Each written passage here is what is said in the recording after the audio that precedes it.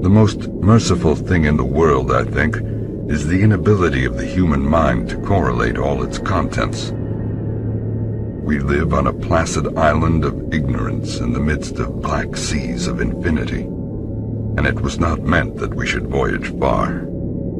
The sciences, each straining in its own direction, have hitherto harmed us little, but someday the piecing together of dissociated knowledge will open up such terrifying vistas of reality and of our frightful position therein, that we shall either go mad from the revelation or flee from the light into the peace and safety of a new dark age. I've been thinking about the wedge issues that we see in the news every day that have caused so much division and strife, and I've realized across many of them there is a very consistent pattern. Now, as a student of psychology and human behavior, that pattern took an all too familiar shape. But first, there's a couple of factors you need to take into account. One, even though the advent of nuclear weapons made conquering the world through military might impossible, it doesn't mean people have given up on the dream of conquering the world. And two, that means they must use other means. Psychological weapons of mass destruction, if you will, a way of conquering the individual nations without them even knowing they've been conquered. Now, thanks to Scott Adams, we do know that there are evil psychologists in the employ of the globalists, those that would seek to conquer the world, and that they very well could be devising these weapons of mass psychological destruction to centralize power in the hands of a few. The example that Adams gives is the psychologist Dr. Robert Cialdini, who literally wrote the book on persuasion. Cialdini famously worked on the Bernie Sanders campaign in 2016, while Sanders was outperforming against Clinton, and then after the nomination was stolen from him, later switched to the flagging Clinton campaign, who up to this point had impotent and elementary persuasion like Donald Duck and Drumpf. One of Cialdini's primary persuasive contributions we can see in liberal journalism today is use of the phrase dark. Donald Trump's dark vision of America, the dark future, the dark this. It's the word dark because dark lets you conjure in your own mind every image and terror that exists in your subconscious.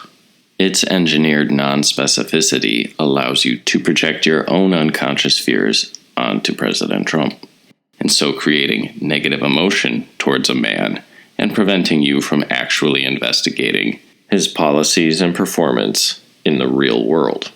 So now that we understand there are evil psychologists and they are working with the enemies of freedom-loving people in the West, what form would these weapons take? I want to draw your attention to something you will see in the intro of basically any psychology class you're going to take. They love this. It's called an ambiguous image. They seem to have first become popular in the late 1800s, one of the earliest of which is this rabbit-duck image.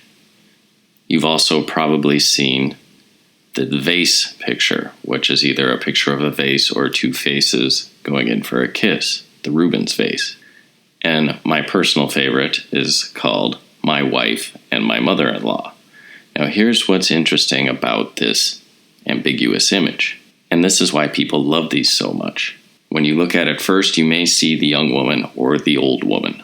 But if you stare at it long enough, you can then see the other image, and there's this aha moment. Because you see, it's not a picture of a young woman or an older woman. It's a picture of both, but in one. And it's almost as if you go from seeing it in 2 dimensions to this 3-dimensional view. It is a picture of the young woman and the old woman at the same time, and so it becomes a third thing. And this is the pattern that I've noticed all of these wedge issues take. They can be seen as one thing or as another thing, when really they are one thing and another thing at the same time. and therefore they are a third thing, a greater thing. And so by seeing things in 3 dimensions, you begin to see through what I am calling a programmed illusion. Looking at the source of these programmed illusions as the ambiguous image, you can see that ambiguous images are visual forms which create ambiguity by exploiting graphical similarities and other properties of visual system interpretation between 2 or more distinct image forms. These are famous for inducing the phenomenon of multi-stable perception. Multi-stable perception is the occurrence of an image being able to provide multiple, although stable, perceptions. Classic examples of this are the rabbit duck and the Rubin vase. Ambiguous images are important to the field of psychology because they are often research tools used in experiments. Now imagine, if you will, if you could create an ambiguous image of sorts that would have such an emotional charge or fearful imagery behind it that you didn't have time to sit and stare at it to see both images. Imagine if you could make an image that was so divisive. It sent people to either one camp or the other immediately, and then those 2 camps fought and argued with each other because they can't believe that someone doesn't see the old woman or can't believe someone doesn't see the young woman, as if the sight of your mother-in-law would send you running for the hills. So let me give you a real-world example of one of these programmed illusions, and that's Black Lives Matter. Now, 6 months ago, when the Black Lives Matter protests and riots were going on in Seattle, there were 2 people I've worked with for almost 15 years. One was a black woman, a mother, and she was nearly in tears, saying, "I can't believe this kind of world my children are going to grow up in. There's people out there that can't even say the simple phrase, Black Lives Matter." And then later in the day, I called a buddy of mine. He's a white guy with long hair. He's 35, still plays in a rock band, staying out late. And you would think traditionally very liberal. And he says, "Man, I'm getting my CPL. I'm telling my family, you got to start carrying. We got to start packing. It is not safe out there. Trump has labeled Antifa terrorist, but those Black Lives Matter, that organization needs to be labeled terrorist too. This is a dangerous world." Both these people know each other. Both are friends. Both would get together at a barbecue. And both have completely opposite perceptions of what's going on out there despite having access to the exact same information. Now, I get it. It doesn't help that BLM hides behind a Mott and Bailey fallacy, which is to say, the Mott, we simply are saying that black people's lives matter too. And the Bailey being, well, we're a Marxist, anti-American revolutionary organization. But it is 2 things in one, and so it is a third thing. But it's so divisive that nobody sits around to see the whole picture. They just go running into camps that are 2 warring camps. There's a tremendous amount of division created, and that is the point. It's not specifically to get people in one camp or the other, but just to split them into 2 camps. The would-be ruling class is using an old, classic divide and conquer strategy. Let's move on to a very similar linguistic trick that's a little easier for people to see through, and that's Antifa, the anti-fascist counter-protesters. Now, the reason people can see through this is because Antifa is a little bit of a scary-sounding name, and anti-fascist counter-protesters is a little bit too much of a mouthful, and people first hear about it, and all they do is see them burning things down, but it relies on the same trick. You say, well, we're just protesting fascism, and they can print that in the news, and it sounds like, oh, the Proud Boys are fighting with anti-fascist protesters. Those guys must be the good guys. And then you have Antifa hitting people over the head with bats, and the illusion is basically broken. They are so over the top, they are so violent, they're dressed in all black, they look like a bunch of lunatics, and everybody hates them. And so that's an example of a programmed illusion that people have less difficulty seeing through, but you can see that it has the identical structure. Now let's move out from the political to the realm of science, and keep this idea in mind. It can be seen as one thing or another thing, but it's actually both, and so when you see it in 3 dimensions, it's this third thing. Think about environmentalism. You had global warming. Well, they changed the name at one point, and it became what? Climate change. You'll hear people say, well, climate always changes. The mot, of course. But climate change, as it's actually presented as a phenomenon that has to have power centralized in the hands of a few and carbon credits and shutting down of industry and all that, is very different from climate changing. Yes, the climate always changes, and so you get that astroturfed support from those that are poorly informed, which they then extrapolate to agreement to man-made, man-produced, man-driven, and man-can-solve climate change through radical environmentalism. You see, two things in one. It should be no surprise to anybody that they changed the wording from global warming to climate change, and it uses the exact same structure as BLM and as Antifa. Climate change is yet another example of one of these programmed illusions whose purpose is to divide people along ideological lines, those that believe in science and those that understand it. Throw in some multi-stable perception and a dash of a holy cause, and you've got the recipe for social division. And so you may be saying now, well, those aren't that special. I can see right through that. There's no grand conspiracy here. And I would counter with the fact they have been at this so long and are so good at it that I bet they could get you to worship the devil and think you are praying to God. So this statue here is called the Resurrection. It is in the Pope Paul John VI Audience Hall at the Vatican.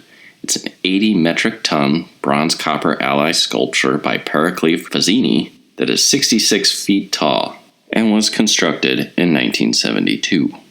Now remember the format of these programmed illusions. It can be one thing or it can be seen as another thing, but it is both at the same time, and so it's a third. And as you can see, if you look at it from a different angle and accentuate the borders here, it becomes a giant snake god. People literally are going to the Vatican under the illusion they are praying to Christ and are actually worshiping a 66-foot tall, demon. Absolutely incredible. And so now that you get this structure, I want you to figure this next one out on your own. Think about it. Think of a wedge issue that can be seen as one thing or another thing, but is actually both at the same time, and so it is this third thing. So it is this programmed illusion. It's everywhere. You're going to slap yourself upside the head as soon as you see it. You got it? And there it is. Think about it. If this were your friend, somebody you knew, and they said, "Tell me I'm a brave, beautiful woman," of course you would be like, "Of course, friend, you're a brave, beautiful woman. You look great." But then you have the people on the other side, the other camp, get split off, and they go, "Well, wait a minute. What is the impact? Look at the biology. Look at the impact on society. We can't let this person compete in sports." And they come back, "Oh, come on. She needs our support. She needs our love." And so the psychological weapon of mass destruction, the programmed illusion, is successful, dividing people in two camps that either see this as an issue of, say, an individual friend of yours, or see this as a greater societal discussion. One of the tells also to these programmed illusions is they tend to be astroturfed by the media. They tend to come to us through TV and papers and the internet as the thing we should be discussing, whereas, there's a lot of issues we should probably be talking about that simply go unreported completely. And so it's that astroturf top-down mechanism. And keep in mind what Machiavelli says. The nobility always seek to oppress the people.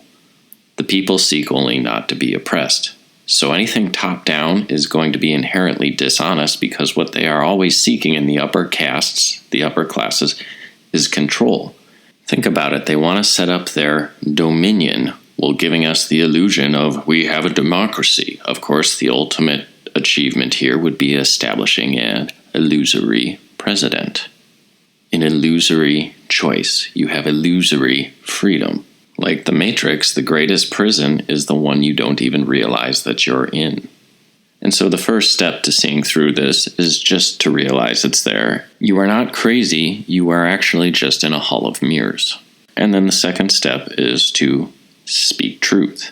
This is one reason why I hammer away on calling our system of government a republic and not a democracy. It's that grain of truth in the greater lie. Yes, we vote, but we vote for representatives whose power is then bound by the Constitution.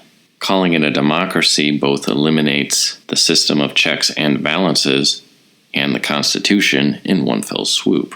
And since all it takes is this one ray of truth to dispel many of these illusions, this is why we see the left censoring information so hard right now. They have to keep the illusions going because that is the source of their power. And speaking of censorship, I've been pretty clearly shadow banned since November 3rd. Traffic and subscriptions have fallen off a cliff. Even some of my regular commenters seem to be shadow banned. Cossette, I see notifications that you leave comments. I can read them, and then I go to the video, and there's no comment there.